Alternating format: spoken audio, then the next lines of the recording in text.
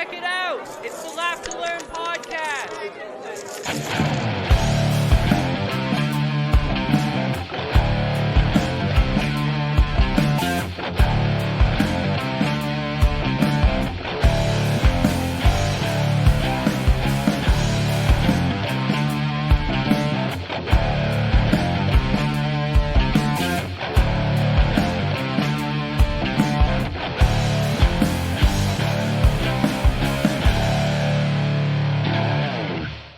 What is going on, everyone? Welcome to the Laugh to Learn podcast. My name is Jacob Paveo, and as always, I'm coming to you from the Great White North with your spin on all the news you need to know about.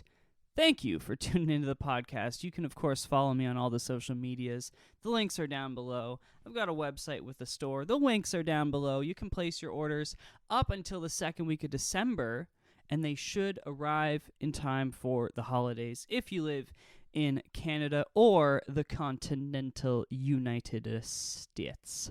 What a week, really. I mean, I've been complaining for the last while that there's not a lot of news, and then unfortunately this week comes around, and I actually have, two things I want to talk about with, actually I guess it's three unique events with four main news stories. All of a sudden, there's a whole lot to talk about, and I think we should just get right into it. Don't forget, though, if you've yet to do so, hit that subscribe button and tell all your friends.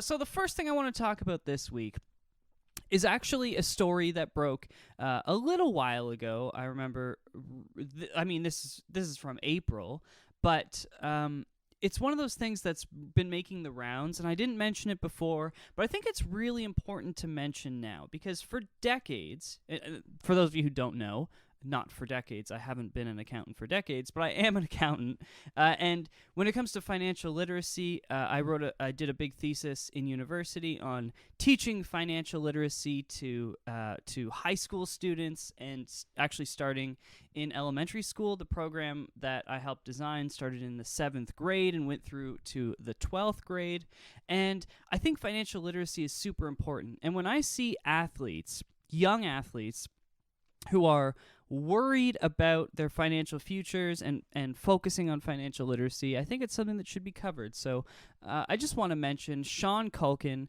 tight end for the Kansas City Chiefs of the NFL. He has actually committed his entire salary to Bitcoin.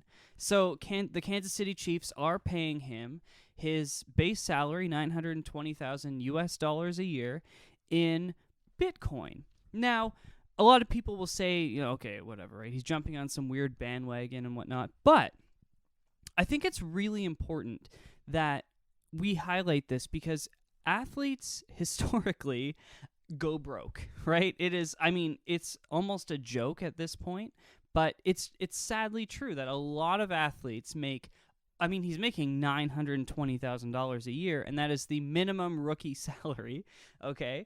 So, that's as a reserve player. So that's just absolutely insane. And even still, a lot of these guys end up having nothing because they blow all their money on random shit that they can't afford. And it's just good to see a player who is trying to do something that he thinks will secure his future. He's essentially investing all of his 2021 salary into Bitcoin. And I just wanted to bring that up and mention it because it's really nice to see. So shout out to Sean Culkin. I'm quite pleased with that. So moving on, another weird story that we're going to talk about, and don't worry, the Omicron variant of the virus is our big story this week that we're going to focus on, but I want to mention that even though last week we saw Biden release oil reserves to try and drop the price of gas in the country as it's skyrocketing, here in Canada, we are releasing maple syrup reserves because it was a shorter than normal season. Plus, with all of the people at home and a lot more at-home cooking, maple syrup consumption was up an extraordinary amount this year. So just an interesting market to look at. That maple syrup reserves are being released, a significant amount.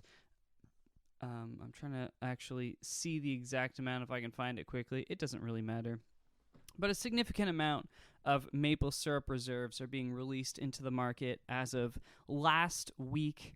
And yeah, just a funny thing because people think about, obviously people think about oil reserves. There's also steel and lead reserves and things like that. Primarily those uranium reserves, all sorts of stuff, which are geared towards national security and war, right? Like you need steel, you need lead, you need uranium, all this type of stuff to build weapons if war breaks out. Oil as well to power these vehicles. And it's just funny that of all things that Canada has, it's a maple syrup reserve. And of course, not controlled by the Canadian government. It's a private company that runs it. They actually call it the Maple Syrup Mafia. But yeah, I'd be surprised if heads were being cut off over maple syrup. But anyways, those are the two fun stories to discuss. Unfortunately, we've got to get into the Omicron virus. And now, I want to focus on two things. First of all, I want to focus on the virus itself and what we know thus far.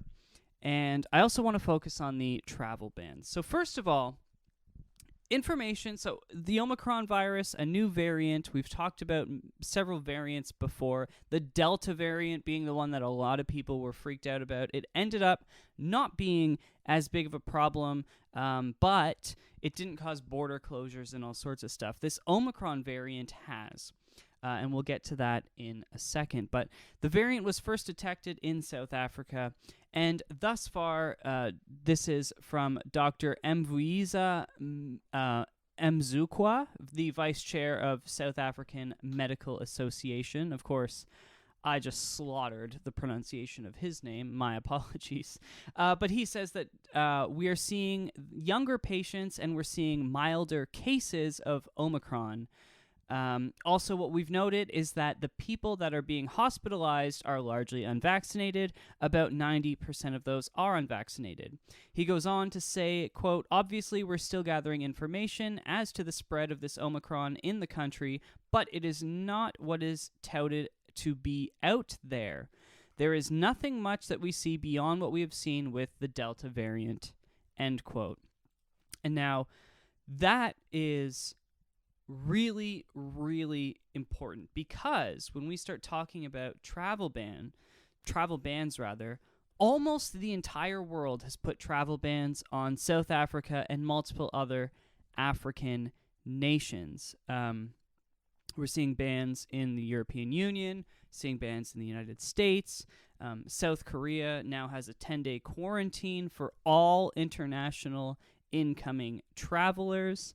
And they've banned foreign nationals on short-term stays from 8 African countries. South Korea has, and here in Canada, we have a travel ban on a number of countries, including South Africa, Nigeria, Malawi, and Egypt, among others.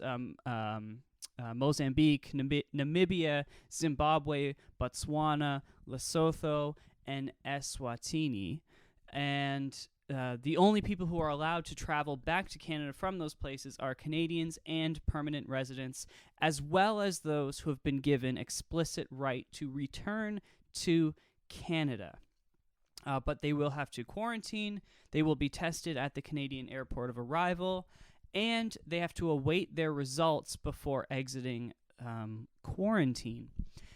Now, this is a really, really crazy thing as well, because as of right now, Canadians need to obtain results in a third country before entering Canada from Southern Africa, not just the country of South Africa, because the testing requirement for Canadians and permanent residents will apply even if they're fully vaccinated, and COVID-19 tests administered in the 10 listed countries will not be accepted.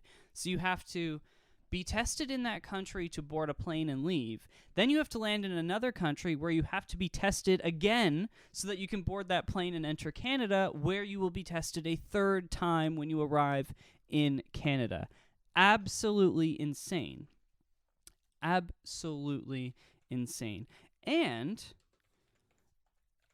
among all of this, the craziest part, and I know I'm using a very loud keyboard. I've noticed that the last few weeks, that every single time I start typing, you can like full out hear it on the podcast, which is a little sucky, let's say. But we have found Omicron already here in Canada. It's already been identified here. So the crazy thing out of all of this is, so I'll just list off. Right now, in BC, there's 1 case. Alberta has 1 case. And Ontario has 4 cases of Omicron in the Ottawa region, all of them. And then finally, Quebec has 1 case. So all in all, there are 7 cases of Omicron already identified in Canada. This is as of Tuesday night, November 30th. So we'll find out probably by the time the podcast posts on Wednesday, we'll have more results from this because they're actually testing for it much more widely now. Here's the thing, right? By all the information coming out of South Africa, this variant is no more dangerous than any other. By all the information we now have access to, the variant is already here and spreading all over the world, not just in South Africa. Or I keep saying South Africa, but I should say Southern Africa, right? And it's all over the world. It's done. It's everywhere. So now we're just going to close the border to African countries. I'm going to say this point blank because Trump closed the border to Asian countries at the beginning of what he called the Kung Flu. And he was lambasted for it. Remember? And I came on the podcast and said, I don't know, like it seems like that's where the virus is, so I didn't have a problem closing borders. Canada did it too, right around the same time, and Trudeau didn't get pushed back like Trump did for being racist against Asians. But now Biden does this. He literally, and Trudeau as well, closed access, Trudeau, to 10 southern African countries. Biden, I think, so far, all I've read is South Africa, but it may be expanded, the travel ban. Certainly by the time the podcast posts, there may be more countries listed. And no one says it. No one's saying, wow, he's racist. He's closing it off to black countries and whatnot. What planet are we living on? I don't understand why people are, and why governments are allowed to freak out about something that develops in less popular countries globally. Because if you recall, the Delta variant, I believe, originated in Southern Europe. And, you know, the first few variants we saw originated in Italy. One originated in specifically in the Eastern United States, in the New York area. Another initiated in the Miami area. And no one said anything. Even the Delta variant, like I said, it was first discovered in Europe. No travel bans to Europe. All of a sudden, Omicron variant, boom, South Africa, fuck that. They can't come here anymore. Because they can do that. These countries don't matter to the global economic scale. And so they just shut the borders down to them, completely irrationally. Not to mention, right now, as a Canadian, you have to be vaccinated to leave the country and come back, which is quite a communist attitude. Really, it's a totalitarian mindset, and it scares me a little bit.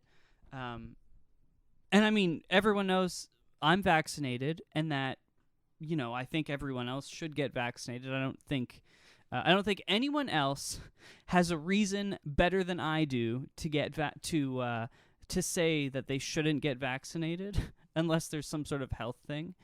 Because I mean, like, I've come totally public that booster shots, literally, like, my immune system shuts the hell down and I literally pass out. So I didn't pass out from this shot. It wasn't that bad. So I don't know why people aren't getting vaccinated who otherwise could.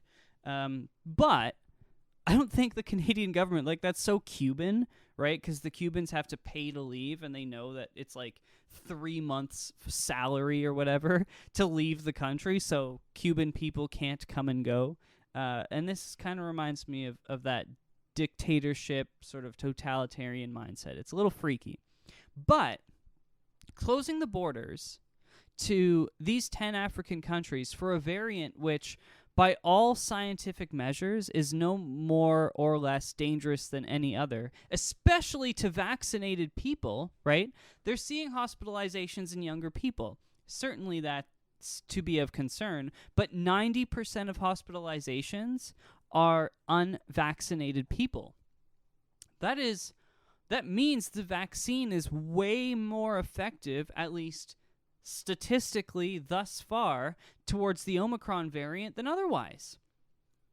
That should be great news to our countries, and instead they're panicking and closing travel again, closing borders.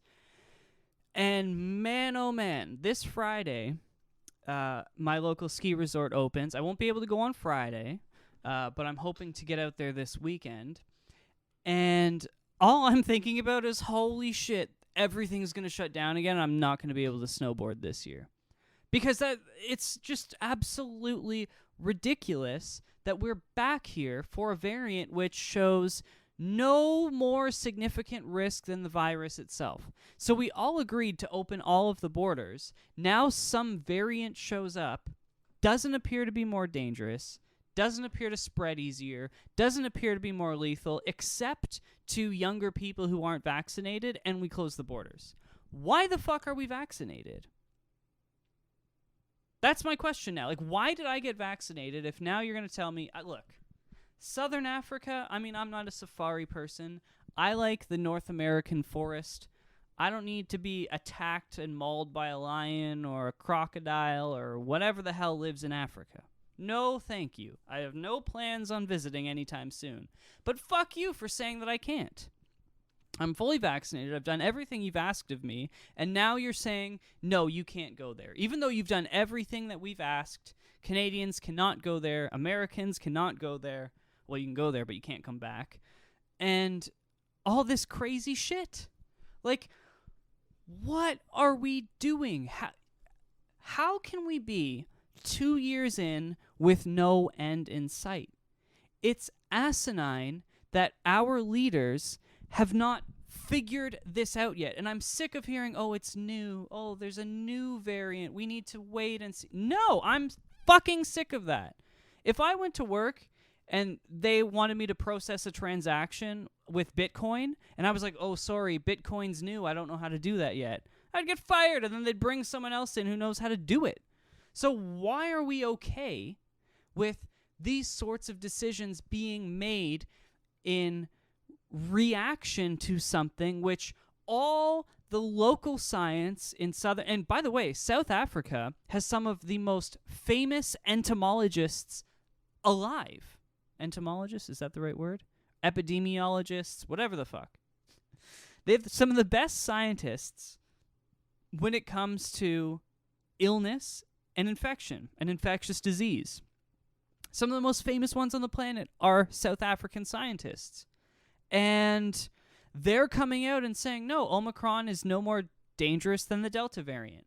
They're not lying about that. This isn't China. It's a democratic nation who everything else that they do, we completely agree with and we accept. And we allow them to do things in the world that all other democratic nations are allowed to do. All of a sudden, because why? Because they're an African country? Oh, this variant, we got to put a stop to it. And then you look at the stats, and it's like the variant is literally all over the world already. There's 7 known cases in Canada. That probably means by everything we've seen in the past, like the Delta variant, if you found 7, there's probably 700 already that you just haven't identified. And we're still going to close the borders, like as if it does anything. And I heard the argument yesterday on the news that the idea is that this will slow it down. No, it won't. It's already here. That's like standing in front of Mario Andretti's Formula One car on the start-finish line when he's 15 feet away jumping on the track and saying, this will slow him down. I'm sure he's going to hit the brakes, but guess what? You're still blowing yourself into a million pieces because that car is going 200 miles an hour. It's too late. You can't react to infectious disease like this. You have to be proactive. Which means you either have to always keep the borders closed, which, holy hell, we lived like that for over a year here in Canada, and it didn't help anything. Or you simply accept it. You say, okay, now we know the Omicron variant is here. We're going to start testing for it. We're going to make sure our vaccines are still effective against it. Here in Canada, you still have to wear masks to go, or at least in Ontario, literally anywhere. We are fully still in this. I hear people from all over the world talking. I've even had friends message me from the U.S. being like, yeah, life is normal. Life is not normal here. It is far from it. We are fully in on protecting people from this virus still. And there is nothing more we can do. Closing borders has not helped slow this down at all in the past 2.5 years that we've been living like this. So why are we doing it again? I think if it was anywhere other than Southern Africa or perhaps Eastern Asia or Southeastern Asia, maybe those are the only two places in the world that you can get away with these kind of travel bans. They would never do this to a European country. They would probably never do this to a South American country. They would probably never do this to actually Egypt was just included in this, but North African countries that you rely on for oil, no, you're never, ever, ever going to do this to those countries. You're never going to do this to the United States. Canada will never be on one of these bans if a new variant's found here. We just do it to countries that we can just get away with that pretty much, hate to say it, but no one cares about. And it's so wrong because it doesn't accomplish anything. It just makes the leaders of our countries look like they're doing something. That's what it does. But we've seen it time and again that it doesn't work when you close the borders to these countries. And I'm sick and tired of this fake action. I'm so over it. One of the big things that we've seen in the last few months, it's been really the last 4 months, is the research around cloth masks, that they are effectively useless, right? Cloth-based masks. And I wear one because I don't want to look like a dumbass wearing that blue mask. I look better in my cloth mask, and quite frankly, I'm not really worried about catching COVID. I'm young and vaccinated. I got no reason to worry about nothing. But we still have to wear masks everywhere we go, and cloth masks are acceptable, even though statistically they don't do anything. So we keep wearing masks, we keep getting vaccinated, and we're still having our rights scaled back. And that's scary because when does this end? I've been saying it for 2.5 years. I've been covering coronavirus since January of 2020 is the first time that I spoke about it. And I said it then, and I'm saying it still, whatever the hell we're in, 1.5 years, 2.5, I don't even know what time is anymore. Years later, I'm still saying that coronavirus is not going to end. It doesn't end. That's like saying, when will the flu come to an end? It doesn't. It's a thing. It's been here for centuries. Coronavirus has existed. It's just that finally it broke through. And the only reason that we're going to stop hearing about it is people are going to finally stop talking about it because everyone has to get vaccinated, and it's just going to become a non-story again, like it was before. And a few hundred people a year will die from it, just like the flu, just like everything else. People who either decide not to get vaccinated or old people who catch it in the hospital, like the hundreds of other illnesses that you catch when you're old and in the hospital that kill you. That's what it's going to be. And that's almost where we're at with it, right? The numbers spike into the winter season, and yeah, it may be a permanent solution that, like, if you're, you go get tested for COVID, and if you've got it, you don't go to school and you don't go to work and whatnot for the whatever it is, the 10 days or 2-week period, depending on where you live, right? That period of time that you isolate and you don't go out, you don't do anything. Sure, that's a perfectly acceptable, in my opinion, way to deal with this permanently, right? You make laws around it. Yeah.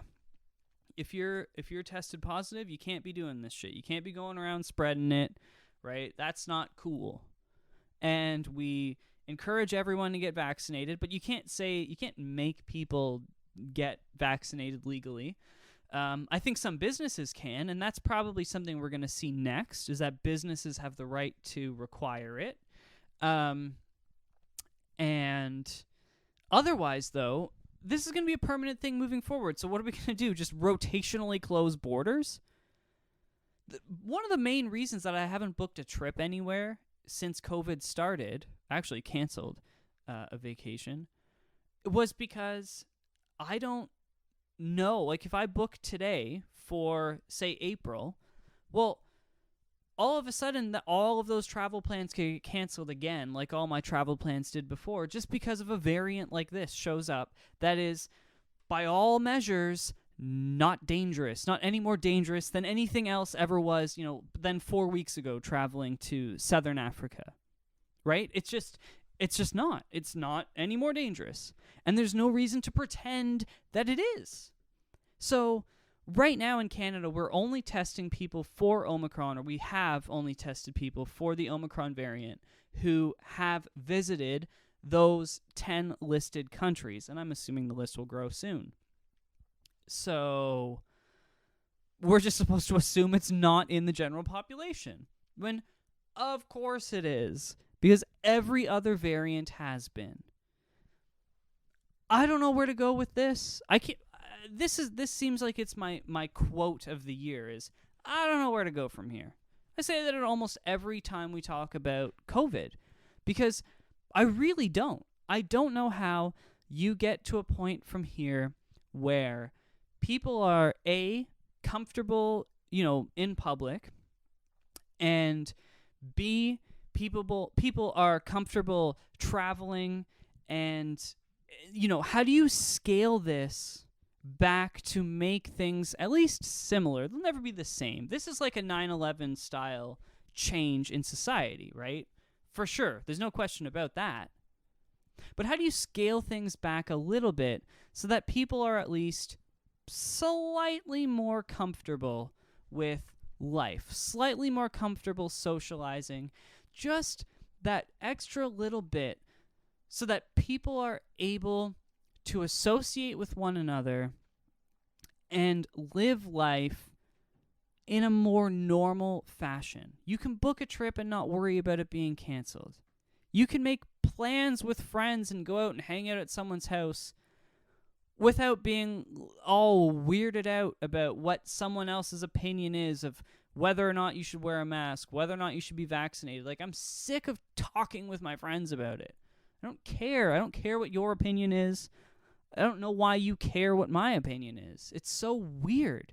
It's like the inundation of news has allowed the political ideology of the virus to overtake every aspect of everyone's personal life.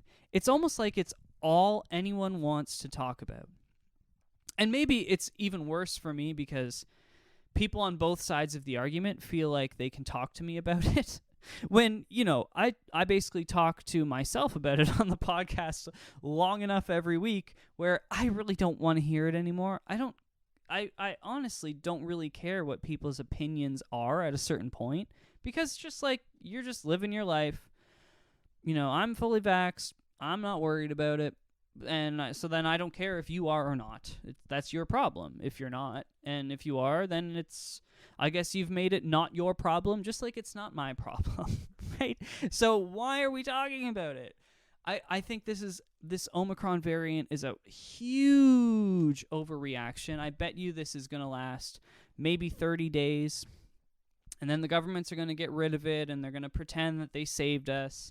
But we're going to find that Omicron is everywhere. It is everywhere in society already. It's It's just another variant of a virus. And it's if one comes along that's more dangerous, that's when we need to do something. And I understand they're saying their fear is, well, this could have been, right now we pretty much know it's not, but this could have been a variant that was more lethal or more dangerous. The problem is you can't do this every single time, right? I believe we're naming variants alphabetically, which means Omicron is O, which I think off the top of my head is the 17th letter of the alphabet. So, a year and a half in, and we've had 17 independently named and identified variants, right? That's literally one. 18 would be one every month in a year and a half, so it's basically one every single month. So every month you're going to close the borders to 10 or 15 countries? No, and they haven't done that yet.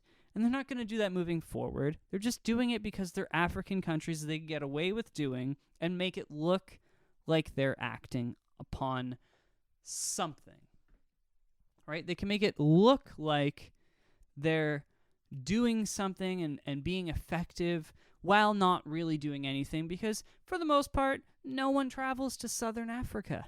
It's not a hot it is hot, but it's not a popular vacation getaway. It just isn't. So that's where I leave it this week. Thank you so much for tuning in. I hope you were able to get something out of this. I'm really concerned with the way this is being covered. I just hope that things kind of come back to reality, because I feel like I'm crazy when I start talking about the virus lately, because the way it's being talked about in the news, every single time it's discussed is like it's the end of the world all over again. We've been through it so many times, and honestly, it's just because they make money off of the finances of making you watch every night and making you freak the hell out.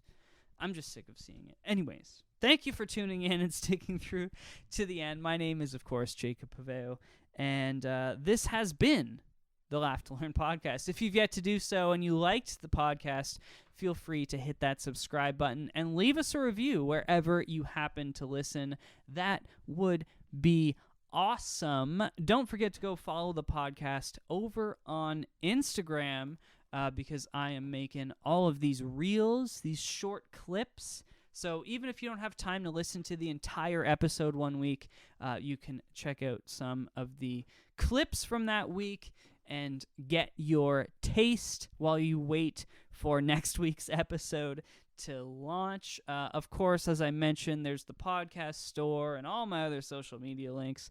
Don't forget to tell your friends, though, about the podcast. That's the best way you can help it spread, by word of mouth, just by letting people know. You can also post links on social media. That would be swell as well. And don't forget to tag me when you post those links, so that I can thank you personally. I think that's all we have for this week. So don't forget to stop traveling to South Africa. Keep on wearing those masks. Keep washing those hands. Keep socially distancing. Keep getting those vaccines. Keep on laughing. And keep on learning.